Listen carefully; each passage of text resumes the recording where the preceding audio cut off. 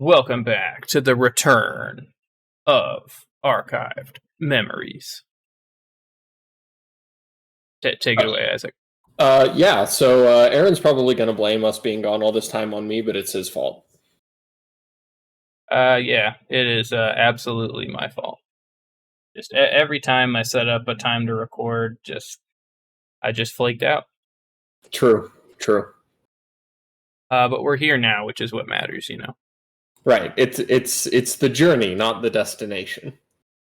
Though I guess in this circumstance, it's the destination, not the journey. Whatever. Shut up. Anyway, what kind of net news do we got? Well, before I jump into net news, I do want to apologize that if Isaac sounds a little quiet on this episode, OBS decided to become possessed by Satan and just not have the right audio levels anymore, despite no settings at all having changed between the last time we recorded and now. But he should at least be at a respectable volume. This is truly shameful. Indeed. But as far as net news goes, the only net news that I have is from a little bit ago at this point. I think it's probably a week or two old, but we were discussing in our Discord that Wizards of the Coast had re-upped on their copyright for Netrunner. Yeah, which is weird. I mean, it probably means nothing. It's probably just usual corporate nonsense of we're hitting the renew on our properties because we can, but still. Yeah, it's probably completely meaningless and has no implications one way or the other about the fate, or I guess, the future, so to speak, of Netrunner, should there be one. Which is still sad. So let's talk about something less depressing. Right. Before we do, I did want to, because obviously they renewed their, copyright for Netrunner, right? Which Fantasy Flight, licensing the Netrunner, really just name, so to speak, from Wizards, and failing to license it a second go around, caused the early fate of Netrunner. Yep. As we know it. But why have they not just rebranded it as just Android the card game? Do you really need the Netrunner name? I don't know. If I had to guess, they'd be able to be taken to court and say, look, they licensed this from us. This is the game they built. Now they're just doing it with the Netrunner name slashed from it, and they're profiting from the license or something like that. Yeah, I guess there's probably some legal implications. Yeah. But I don't know. Fuck it. Fantasy Flight, just do it. I mean, you got $1 bazillion. I mean, who cares? Don't be pussies. Yeah, you can handle a lawsuit or two. Spend all those Twilight Imperium bucks, and really more than Twilight Imperium bucks, it's the Star Wars game, various Star Wars game bucks. Spend those. Just the Star Wars dollars. But anyway, let's move on to, less of a risky business here and into something that is more guaranteed. You get what I'm saying here? Well, if I had to guess, I would say a gamble that is sure might be what we're talking about here. Right. One might even say that it's not a gamble at all. Right. You might say that it is a neutral runner event that you play, and it just gives you money. Why don't you go into a little more detail about this concept? All right. So, Sure Gamble is a neutral runner event that costs 5 credits to play, and right off the bat, we're like, oh no, 5 credits. We've talked about how expensive that is. Well, you gain 9. It's just a barrier to entry. Really, this reads, if you have 5, gain 4. Yes, absolutely. Worth noting as well, it is 0 influence, as most neutral cards are. Yep. So, Aaron, did you ever not put 3 of these in any runner deck that you ever built? Um, I want to say no, but I think there may have been one or two of those like weird sort of um like pawn shop like Haley sort of decks. I don't think those ran Sure Gamble. Mm-hmm. But other than that, no. I put this in every single deck. Especially, when I was running like Comet and stuff. I mean, Yeah, yeah. Maybe you keep Sure Gamble for those, yeah. and also for every other deck. Yeah, it's just too good, right? I mean, Yep. we talked about how like Magnum Opus, sort of set the bar for like economic solutions, more in the sense that it sets the bar for like permanent economy or like continued economy, I guess. Yeah. While Sure Gamble set the bar for how much money you can get out of a given click, so to like essentially. Yeah. I mean, the only way to get more out of a click than this really is Account Siphon. It's Yeah, basically it. and that's even with some asterisks tacked on. Yeah. I mean, you can kind of make arguments for things like daily casts when you install that. I mean, over the course of it running, you're going to gain 5 credits rather than 4, but that takes time. Yeah, it's there's definitely arguments to be made for like other cards that give you a better bang for your buck.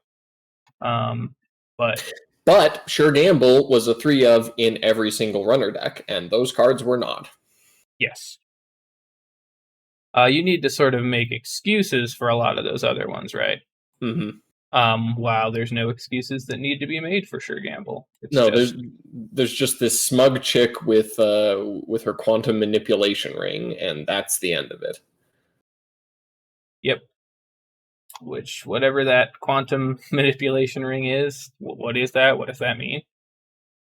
It means that you get 4 credits. That's what it means.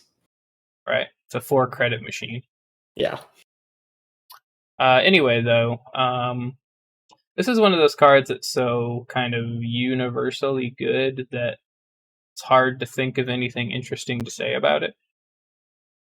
It was an auto include in every runner deck ever for a reason, right? Yeah, pretty much. Didn't necessarily do any sort of meta defining outside of the fact that it set the bar basically of what a click is worth in a lot of ways. Mm-hmm. Yep. And also was the standard by which any economy event would be judged. Right. Like you look at Dirty Laundry and it's like, oh, this isn't quite as good as Sure Gamble, but I get to make a run while I do it. And yeah, that it's pretty much exactly what you said. Sure Gamble is awesome. It is the card to which others were compared because there were already 3 of them in your deck. And then there was things like Lucky Find, which were okay. This isn't exactly as good as playing 2 Sure Gambles, but it is in one card rather than having to have 2 cards. Right. Yeah. This is, I think, an under talked about part of including economy cards in your decks is per card solution. A Sure Gamble is great, but it's only a copy of Sure Gamble is only ever going to net you basically 3 credits over just clicking for credits. Yeah. So its per card value is not enormous, but it's burst, it's quick, it's really efficient. But you also need things that are going to be more long-term solutions like Magnum Opus. Yeah. This is not your economy solution this is not your long-term economy solution. Yes. This is your, float me along and get me to the Magnum Opus or the Katie Jones. Yeah, that's whatever. This is the I'm pumping up my econ to make runs or to install my rig, that sort of thing. But it's interesting in that it still holds that value even after you've gotten those pieces, right? Yep. This doesn't become useless once you have Magnum Opus because playing this is still better than clicking Opus. Right, you draw into this and this is still more efficient. So always good. Interesting in that aspect. Never not good. A Never. sure gamble, if you will. Yes. Not even truly a gamble. But I suppose, I mean, we could probably just jump right into flavor with this bad boy. Yeah. There's not much to say. You included this in every deck, and everything that goes along with that. Did it affect the meta? Of course. How do you play against it? You don't. You don't. They get 4 credits. Congratulations. I guess All right. rather than you don't play against it, you just do play against it because you always played against it. Right. Yes, but you don't play around it. No. All right. What do we think of the art? So I think the art is good. I do think that this is a pretty iconic piece of artwork for what is obviously a pretty iconic card. Yep. The full card art that you would get on like the world's winning decks that they printed out like that, I always really liked. I know that I had the world's winning decks, which didn't they only ever make the 2 of those? Wasn't it supposed to be like an ongoing thing? But yeah, but I think they only ended up doing 2 of them because they didn't do it the first couple years, and then they did it a couple years, and then they petered off. Yeah, but anyway, I'm having a hard time imagining it because I know that I own them, but I can imagine. Well, it's this art, cool. But a full card. There you go. Right, there you go. It's good. My only thing with the art, though, is like, what is this card? What is this supposed to be? I mean, the clearly she's playing cards. Well, yeah, but they're like weird cards. Sometimes people put like fancy backs on their cards. This isn't that weird. No, like look at them though. Like look at the like the perspective and stuff of the art. Like they're very clearly like they're like rounded and they're like maybe they're sleeved with those dragon shields that like curve in at the edges and things. Maybe, but to me it always looks like she's like holding cards, but they're like big like hunks of they are kind of large cards. Yeah, you're right. But almost like that they would be really sick too. It looks like she's got like a handful of like big ass mahjong tiles or something. You know what? I don't know what game she's playing, but I'd play it. Maybe she's playing Netrunner. Could be. She's looking at her handful of snares, and the runner just accessed HQ. I like that look. Do we want to read the flavor text? Yeah, sure. Lady Luck took the form of a hi-fi quantum manipulation ring that she wore on her middle finger. What the hell does that mean? Who knows? It means she's cheating, that's what. Just a dang old cheater. Yep, pretty much. Those darned rascally runners. What rascally runners? Indeed. Function to flavor. I mean, it's not. It's there, kind of. It's hard to think about the function to flavor of this card just because over the course of Netrunner's lifespan, you played it thousands and thousands of times. So it's like, it just is. It's a thing that exists. Yeah, you're just like on autopilot. Like you draw the Sure Gamble, and all you know of Sure Gamble is that it is the white card that gives you the 4 credits. Correct. Yes. So your brain doesn't really, after so many times, doesn't even stop to consider anything about it. Yeah. But I mean, function to flavor, I guess, if you stop and try to think about it, like, go cheat at the casino for a little while, get some money. Sure. Yeah, it works. Well, shall we rate it? Let's rate it. For me, 4 stars. I agree. Like, it's not exciting enough to bump up to 5 stars. Obviously, it's really good and strong and was with the game throughout. And thinking about it, it was like, this almost seems like too good a card if it's included everywhere, which might bump it down to a 3 for me out of spite. But I like the 5 credit barrier to entry. That influenced a lot of turns in Netrunner, where you draw into a Sure Gamble, but you were poor, and you're like, oh no, I have to spend a turn clicking up, so on and so forth. Yeah, even for an auto-include card, because I'm the same way, and I think we've discussed this in prior episodes, that I'm not a fan, obviously, of the auto include or the idea Mhm. of the auto include. Yeah. But it just sort of comes with the territory of, card games. Um, and I do think that as long as it's not an auto include that's sort of like just offensively good, Hmm. then I'm not too upset with it. And so Sure Gamble, I think, and its Corp brother hedge fund are designed well enough that despite being auto include, like they still have some pretty interesting like gameplay like Yeah. ramifications and having to Agreed. like use them. It's like it's not like they could have just printed an event that just said that was just 0 to play and gave you 4 credits. Right, but that would have been dumber. Right. Um and I'm kind of interested where along the line, like how many different barriers of entry did they test with Sure Gamble and Hedge Fund? Like was there ever a version of it that costed 3? You know, Yeah, I would be curious to know like what the discussion around all of that was. Probably it was probably influenced heavily by like them deciding where the number of starting credits that both would have as well.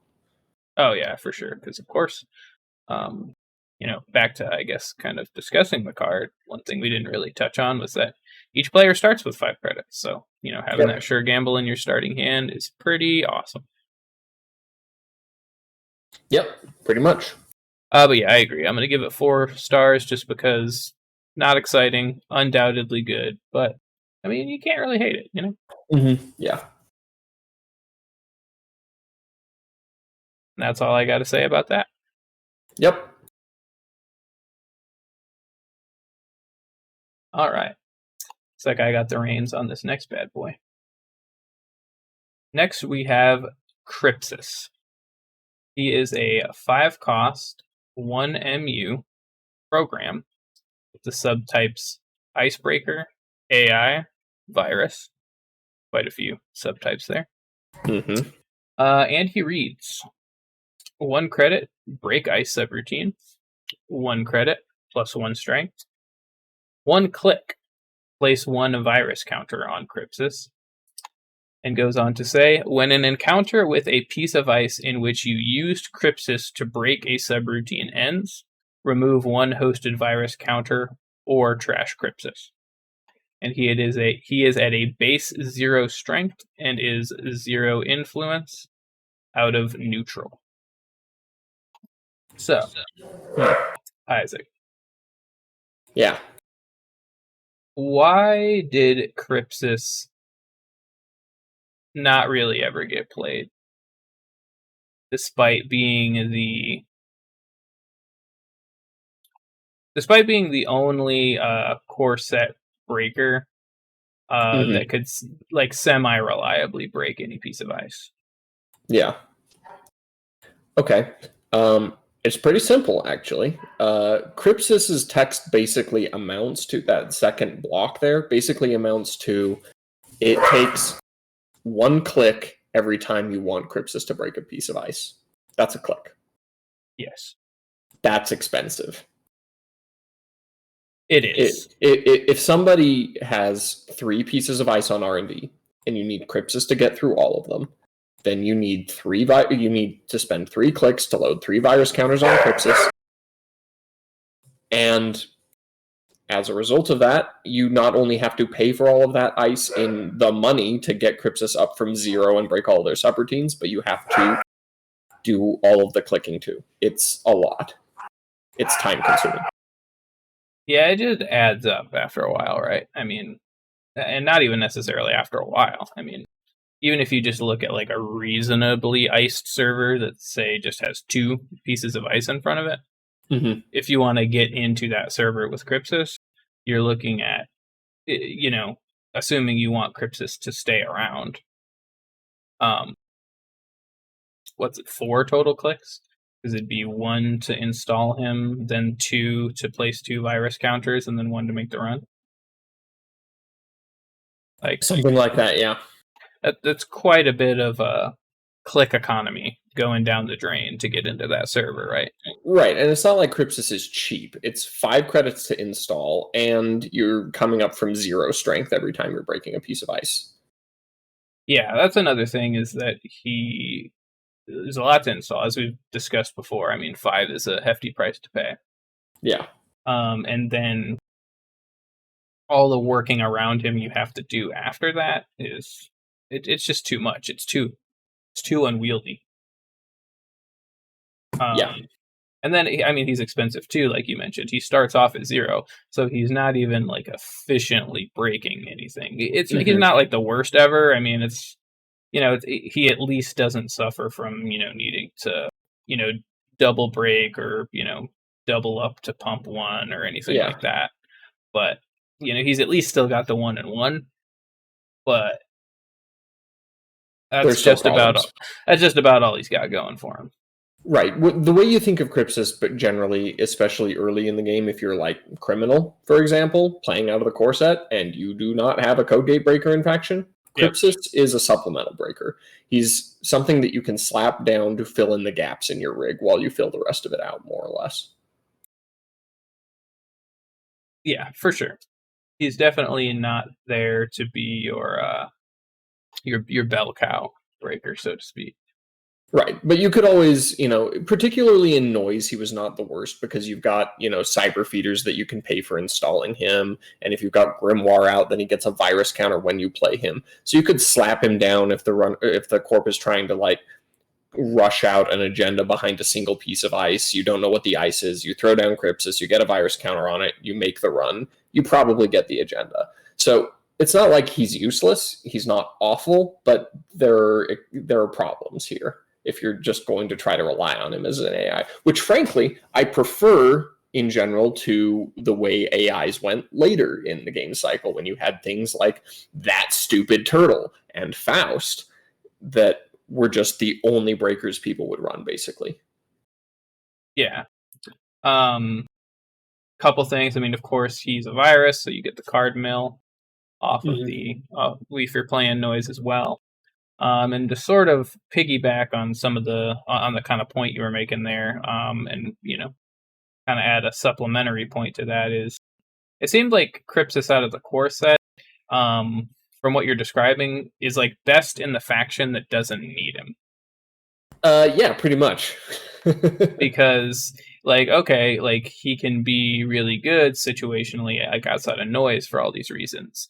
But you don't need an AI breaker out of core set Anarch, because they have all the good breakers and data suckers. Yeah, true. But saying all of that, there was a time early in the game's life cycle, around creation and control and the spin cycle, where I was playing a noise deck where Crypsis was my only breaker. Because mostly I didn't break ice. That's fair. You're playing the not fun. Well, I wasn't playing Noise Shop, but I was playing like a constant mill with inside jobs to like bypass ice, and then just parasiting things down and recurring the parasites constantly. And Crypsis would just get me through the last bits of ice that the corp had cobbled together. Right. Not Noise Shop, but like the next most unfun thing to play against. Sure, we'll go with that. But yeah, I remember early I did run Crypsis. I can't remember really how or why.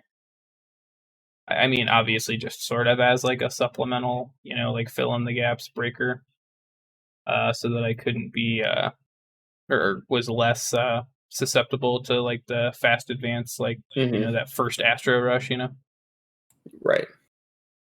But he obviously, like, he got dropped pretty quick in favor of other things. Yeah, that's fair. But, early on in the game's life cycle, you also had fewer ice just being run in decks. Like, yeah, there just wasn't a lot of. I mean, there just wasn't as much. That's an outright lie. What I just said is an outright lie. But ice was more expensive early, so the corp wasn't able to res as much of it, and corporations were poorer. Yeah, I see what you're saying though, in that there was less effective ice Mm.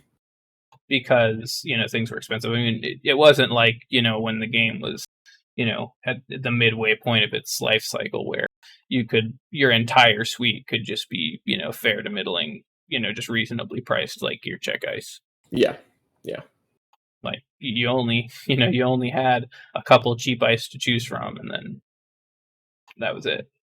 pretty much. But we already did talk about who you play with him. How do you play against Crypsis if they're throwing this boy out there? Well, basically, there's a couple ways to think about it. One is you just force them to use Crypsis more, where you look at the holes in their rig. If they don't have a code gate breaker, you throw down more code gates, assuming that you can draw them. Just stack your ice deeper so that the toll on Crypsis is higher. Like we said, they need to spend more clicks placing virus counters on him. Or there's AI hate, things like Wraparound or Swordsman. If Crypsis happens to be their only breaker and you just want to make life miserable. And if you just want to kill him. Yeah, yeah. If you want this Robo Man dead.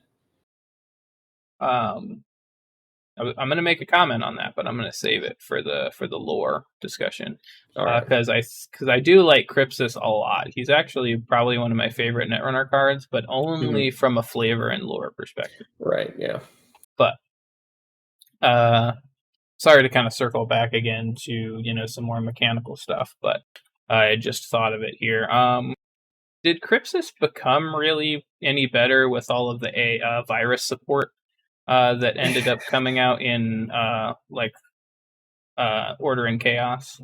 In theory, things like a virus breeding ground or an incubator help, but the problem is Crypsis is still not a very efficient breaker, so people still went to other breaker solutions.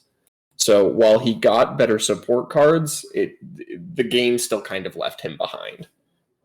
Yeah, for sure. Just kind of thought that, would it be feasible to run, like a big old Crypsis deck with all that virus nonsense?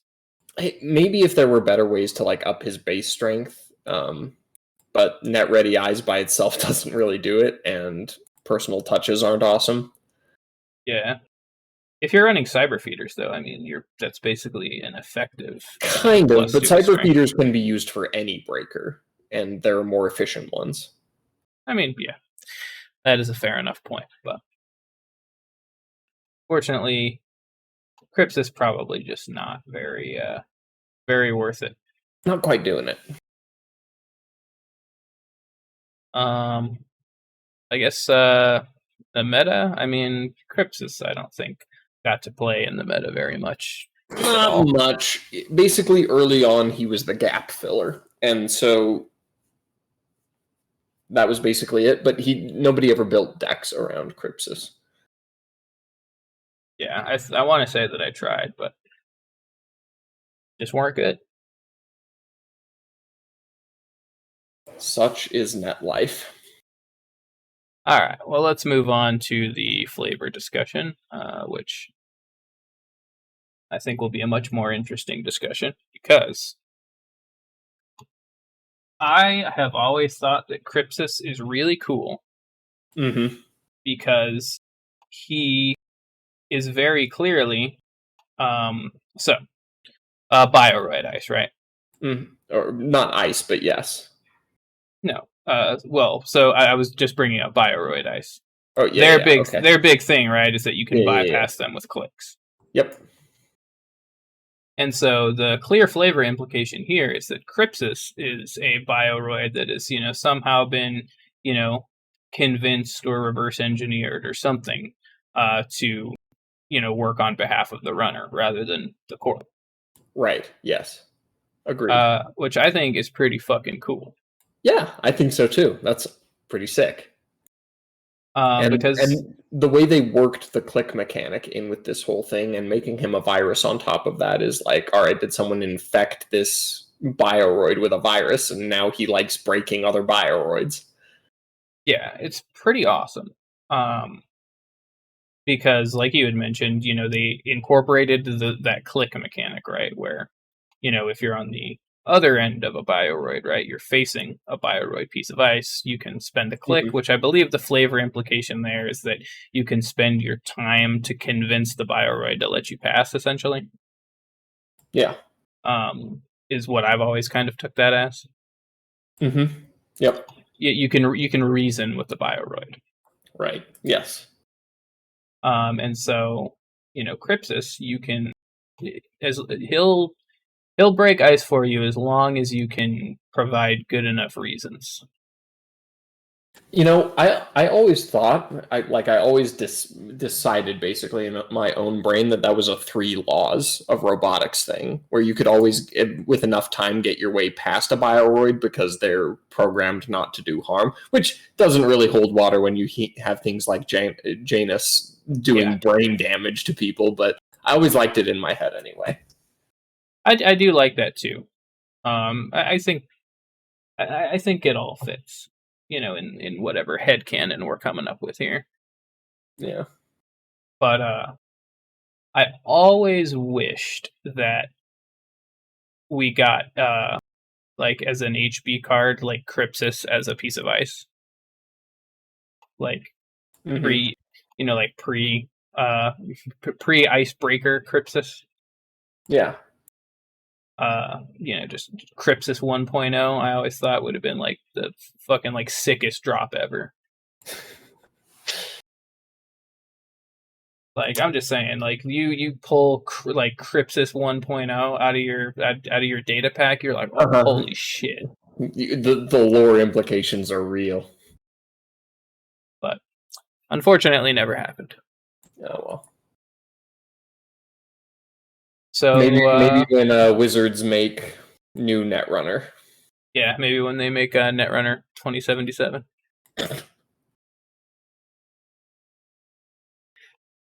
I think it's time to rate our boy here, though. Mm-hmm. Alrighty then. I am going to give Crypsis 4 stars. 4 stars. I thought that I was going to be generous with the 3 that I was about to bestow upon our man here. All right. Let me plead my case, as it were. Sure. Crypsis filled a needed gap. Uh, Early on in the game's life cycle. Really, for the first cycle and a half, Crypsis was important to the game. Not really meta defining, but he served an important role. That's one. Two, really like Crypsis's flavor. We kind of talked about that. Three, it's another virus. We all know that I'm biased towards those. Four, Crypsis is, while I think the game kind of left him behind, was an AI that was like intelligently balanced for where the game was when he was created. All right. A point for every star. I like it. Um, Almost enough for me to bump him up, but I see everything that you're saying, and I don't even necessarily disagree with any of it. But I feel like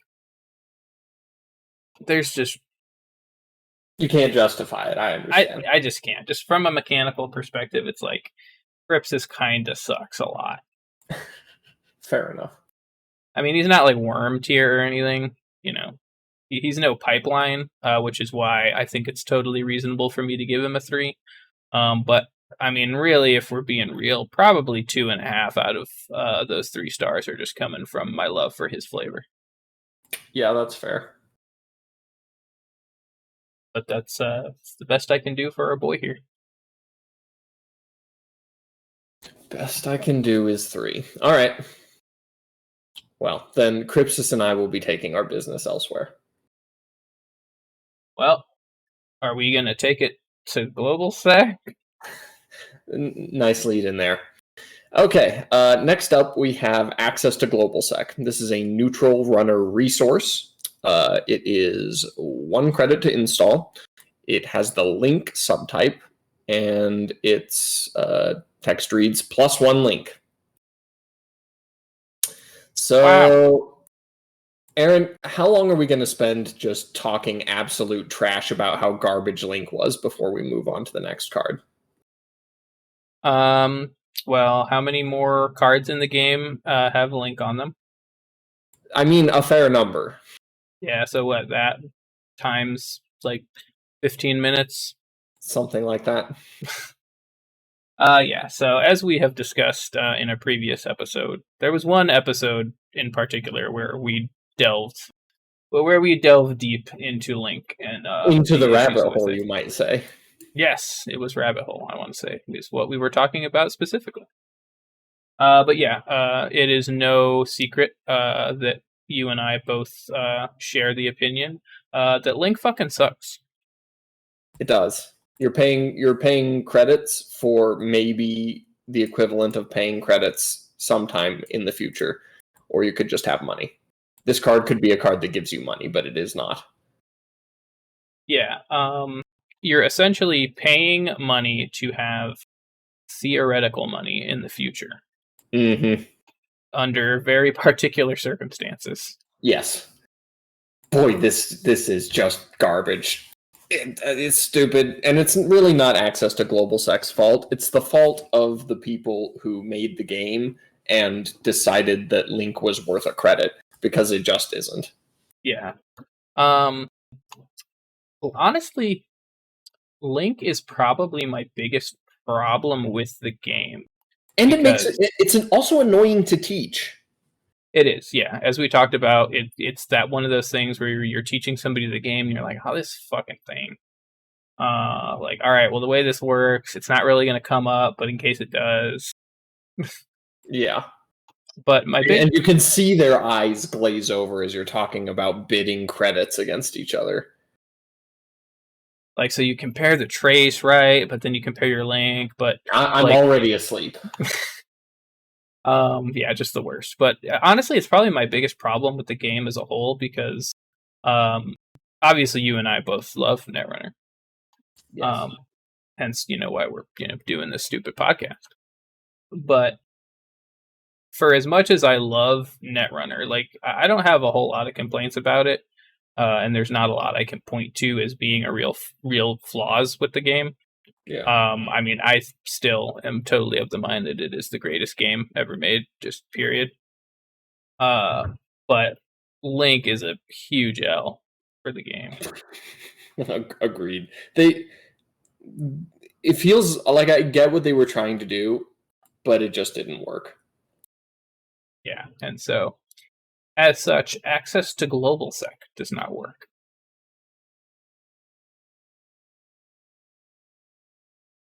Yeah. So, flavor? Yeah, flavor. I mean, I was gonna say, did you ever see anyone put this in their deck, like ever? Not a single goddamn time. Yeah, no. I think the closest I got was that, like, when Underworld Contact rather came out, and that was like a enticing sort of, okay, well, I can use Link at least to turn on Yeah, this pretty enticing like drip economy. but even then, people would be like, "Oh, I can just do this Dyson mem chip or a rabbit hole or something instead." Yeah. And then even that still just never became viable. Like even like Underworld Contact never became viable until Sunny finally came out and just had to Link. Right, because she would just natively get that money, and then yes, that's solid. But boy, gross.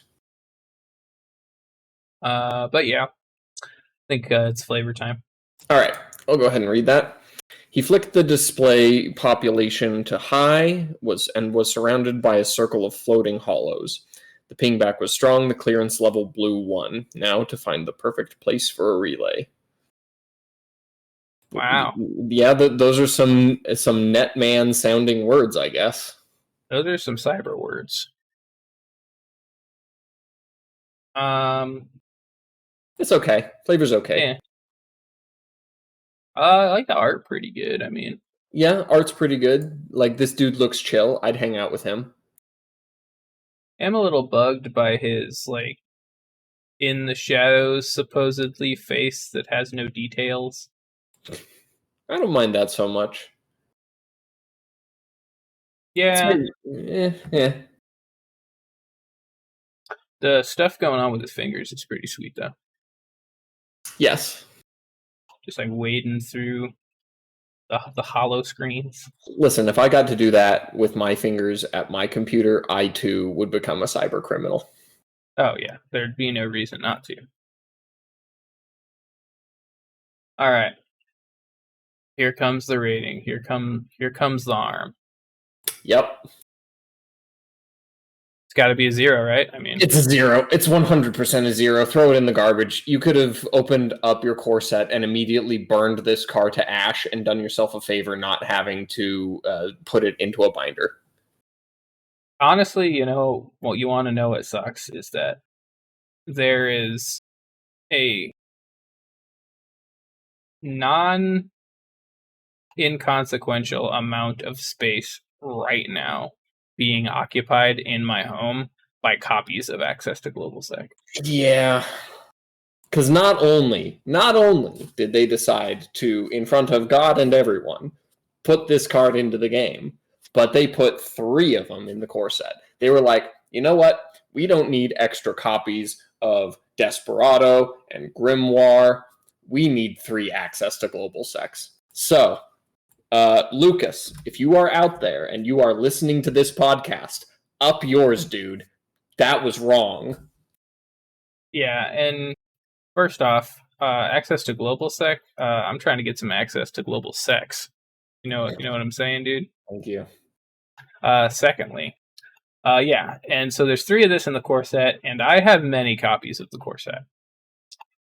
Additionally, it's also in the fucking like draft packs that you get, which I have quite a few of. So it's probably not an unfair estimate to say that I have between 30 and 50 copies of Access to GlobalSec in my possession. It's a lot. That's way too many. And so the fact that a fucking like 2-inch by 5-inch rectangle of space is being occupied in my home by Access to GlobalSec is honestly criminal. Shameful.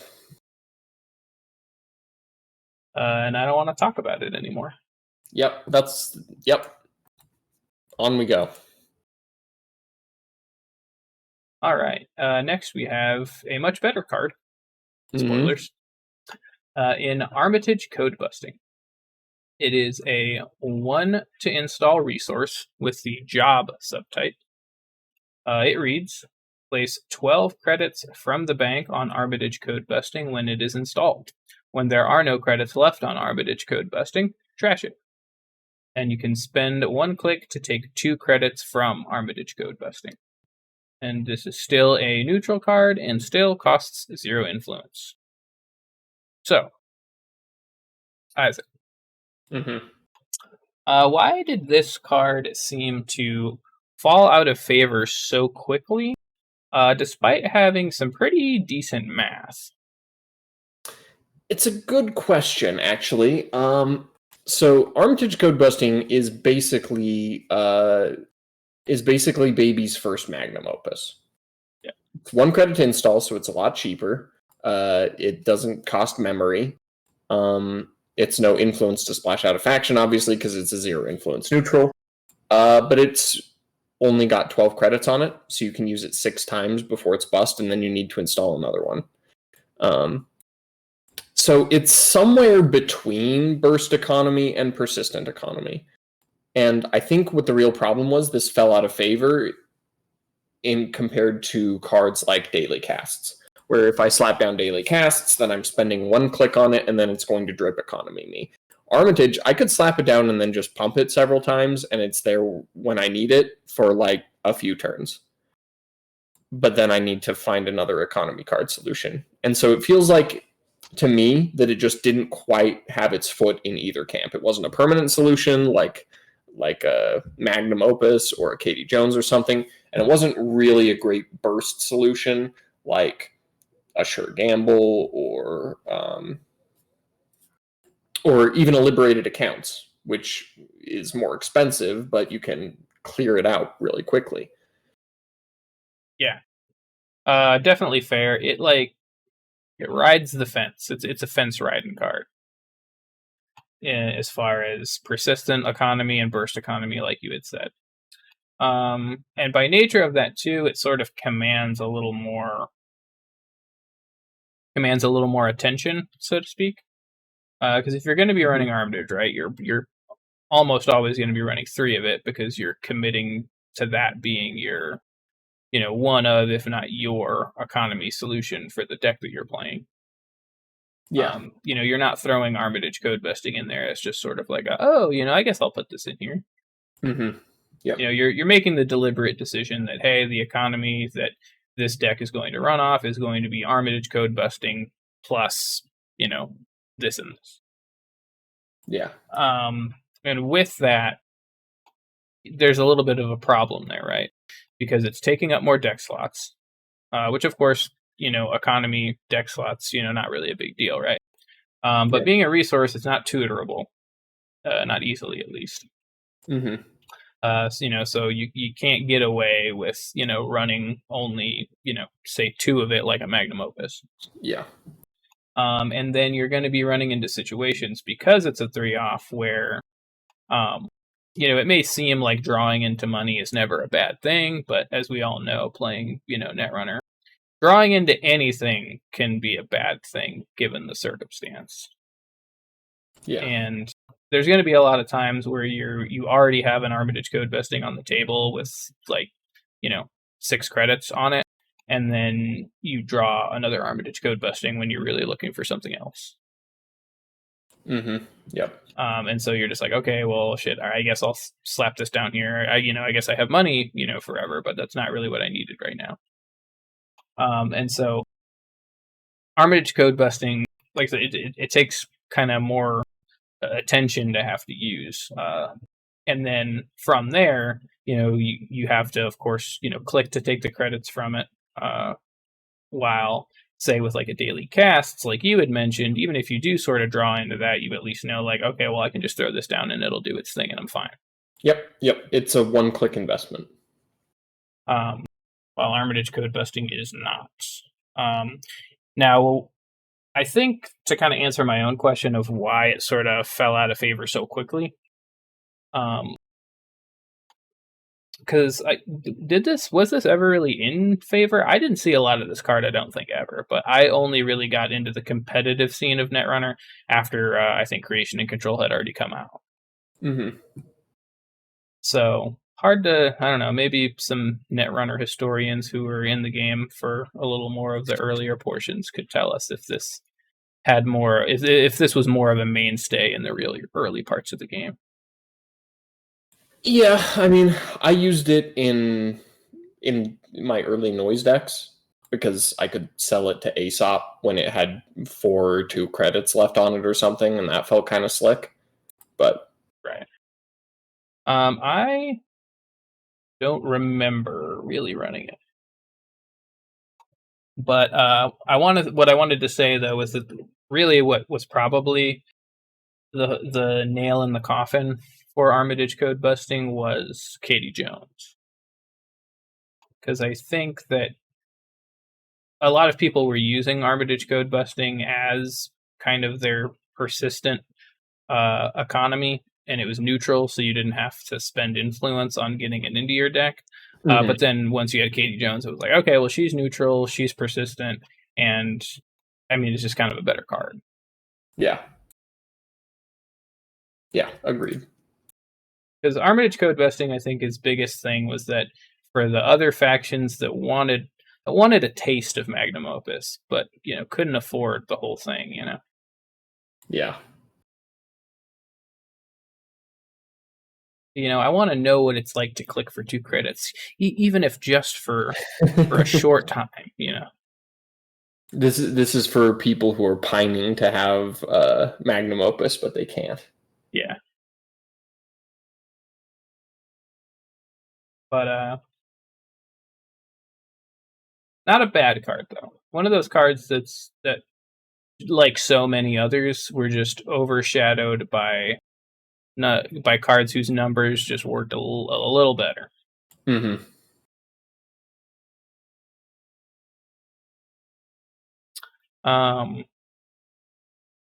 Anna, is there anything else to be said about Armitage Code Busting? Well, we could. There's not really anything you do to play around this. I mean, if they happen to be tagged and there's a bunch of stuff on it, you could trash it and laugh at them. But other than that, yeah, I mean, like any other resource-based economy, if you're able to stick them with a tag, or of course, with resource-based economy, it makes going out of your way maybe to tag them if your deck is able to do that. Right, but it's not like a Katie Jones loaded down with 18 credits in that regard, where you're like, you know what, I could C-source them and I couldn't kill them, but I can trash that Katie, and that's totally worth it. Yeah, it's definitely not that level of fuckery, but yeah, not much to be said in regards to playing against or around it or anything. Flavor. What flavor is Armitage Code Busting? Vanilla. Not even vanilla bean, just vanilla. Yeah. It kind of like the flavor text says, drudge work, but it pays the bills. Yeah, I don't really get what the art is trying to convey here. Yeah, like sure. We got some cyber thoughty here in front of a computer. She's like shooting a laser into a circle. Like she's playing like Super Hexagon. Like they're paying, like some corporation is paying her money to play Super Hexagon on the Cyberware 5000. Yeah. I'm not in love with the art. It's just too cartoony. Yeah, it's just not the best. Not the worst, but yeah. All right. Yeah. Let's rate it. I am going to give Armitage a 2. So am I. Like, it kind of did a thing, but it didn't do it very interestingly, and it wasn't that great, and Yeah, just all around, just It's drudge work. Make it go away. Yeah, get out of here.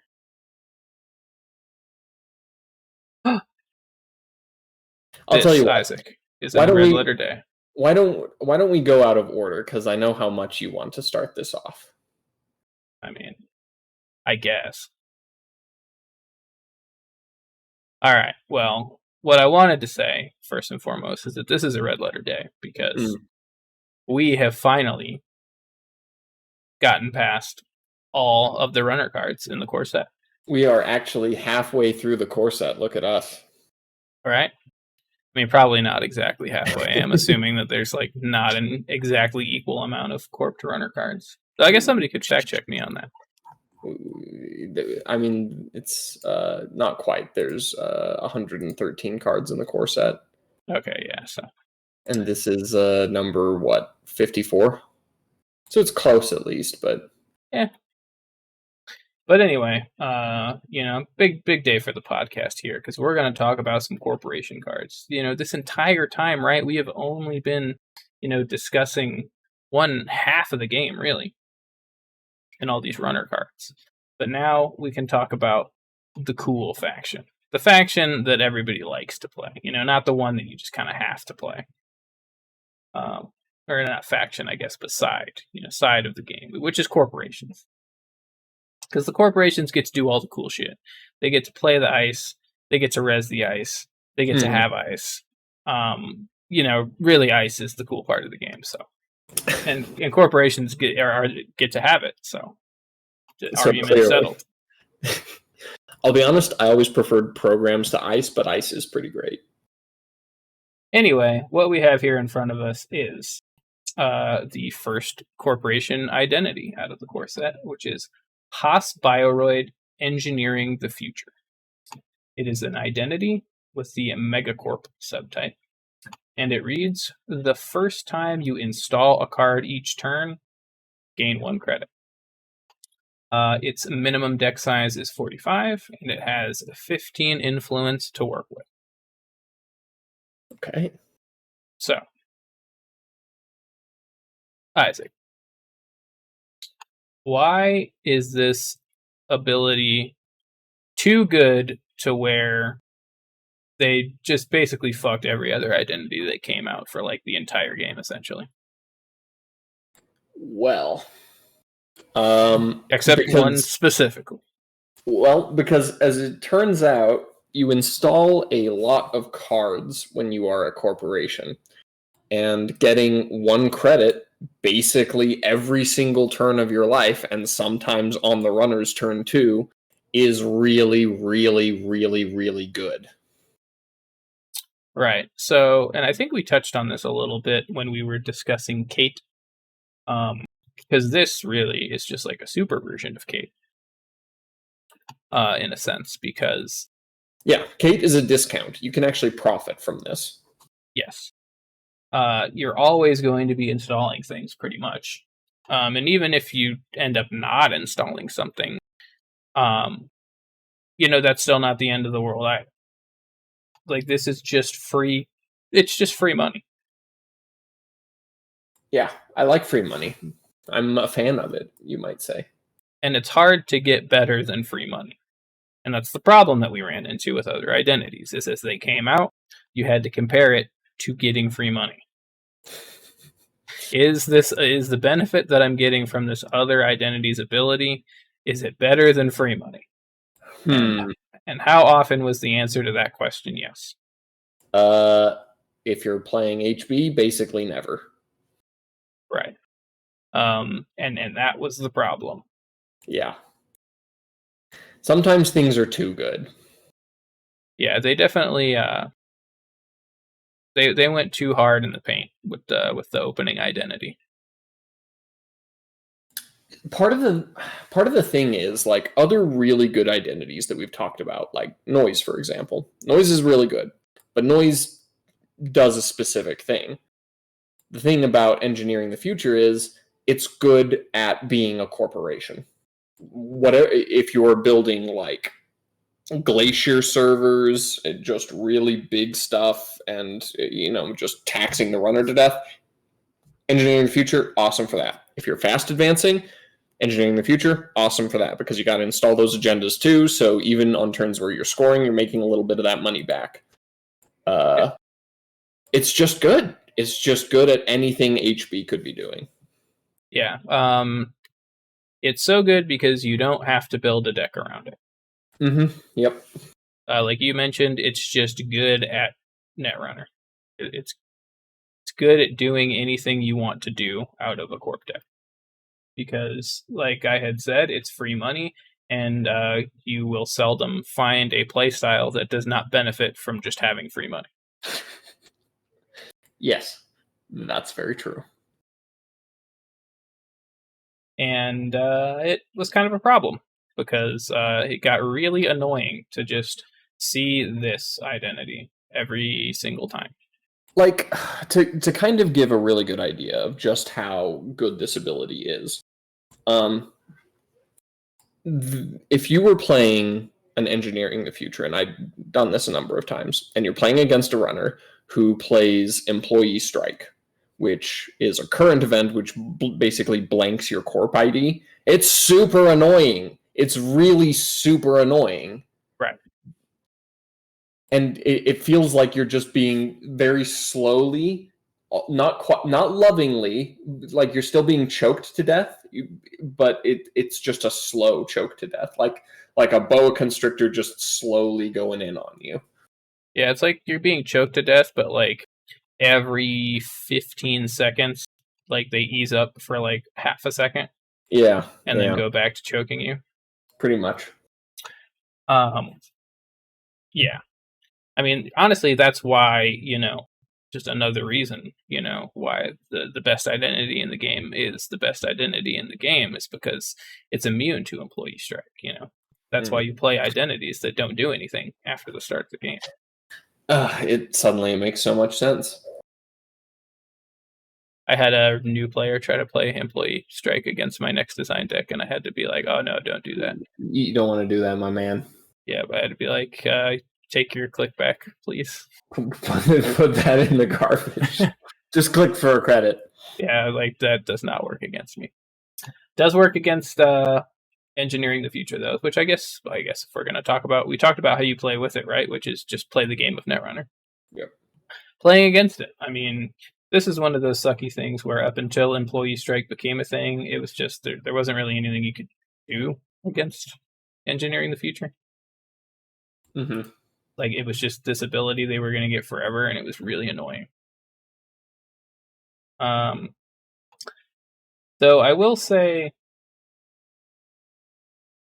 like, Engineering the Future is really annoying to play against, and like them to get all those credits and things throughout the game, or I mean, just credits specifically. But yes, it's probably not an identity. It's probably not one of the identities that really made Employee Strike like kind of be necessary to be in the game. Mm-hmm. Because like turning off ETF is pretty good. But it's like in your meta, this probably isn't the idea that made you slot Employee Strike. Is that fair to say?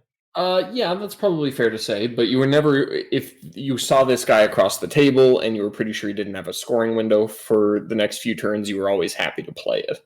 Yeah, absolutely. No, you're definitely going to play Employee Strike if you've already got it in your deck.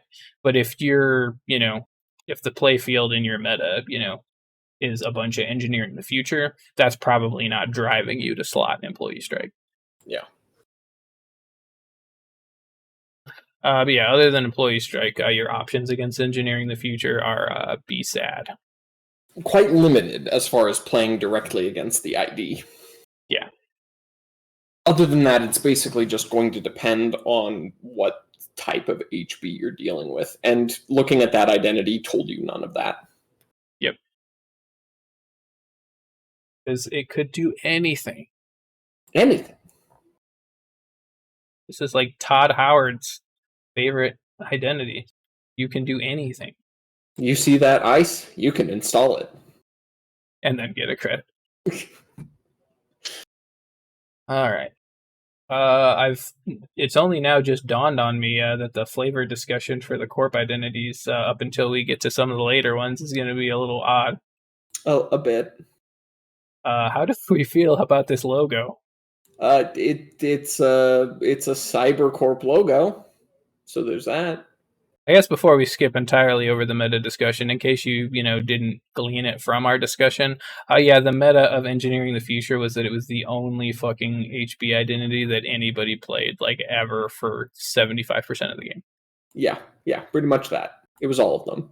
Yeah, so just in case you didn't gather that from our discussion. You dummies. But anyway, I always thought HB's logo was pretty cool. Yeah, I like it. Little lightning bolt in the middle there. To show you how technological they are. You want to read their slogan? Yes. Effective, reliable, humane. It's funny because bioroids aren't humans. Yep. I did always like the sort of the flavor, I guess the lore implications of like the Hospbioroid versus Jinteki, like which person, like which company's fucking subservient, not human, like due to technicality, fucking workforce is, better than the other. Yeah, is it the frickin' robots we're using as slave labor or the clones we're using as slave labor? Right, like pretty interesting. I mean, obviously a pretty classic, sci-fi trope with that sort of thing. But honestly, you can see how Crypsis went wrong. Yeah. I mean, but and Adam, I guess. Yeah. Hell yeah, Adam. Yeah, not much else to say about the flavor of Engineering the Future. Yep. Hospbioroid is purple, though. I do want to point out that I love purple, and that I don't know that I may not have even played Hospbioroid if they weren't purple. That was really the selling point for you, is you wanted the purple cards? Yeah, I'm not gonna lie. I saw there was a purple faction, and immediately I was like, oh yeah, I'm gonna play these guys. You know what? That's fair. It is a good-looking purple as well. Yeah, a good shade. Oh, All right. Well, I don't think there's anything more to be said about old ETF. So, what are we rating this conglomerate? All right, it's time for it to get the Mac treatment from me. 3 stars. It's too good. Yeah, I am in the same boat. I am also going to give it 3 stars because while it is obviously, as we discussed, undeniably functionally strong and good, quote unquote. Superb, really. Really, we need to fix our language on this podcast. Actually, we need to use the word strong. Because a card being strong doesn't make it good. Okay, that's fair. You know what? You are correct. This is a strong card. I don't know that it's a good card. Yes, undeniably strong, but I don't think it's good. I think that it was a huge design misstep to just right out of the fucking gate give HB just an identity that's just so fucking just strong and Universally good. Yeah, was the it's problem. Universally strong. Excuse yes. me. Work on that. And yeah, so getting 3 stars just because it's just not exciting. It's just boring and it sucks in a lot of different ways. But yeah, still a strong card. So got to give it its due at least, And it's due 3. Yeah.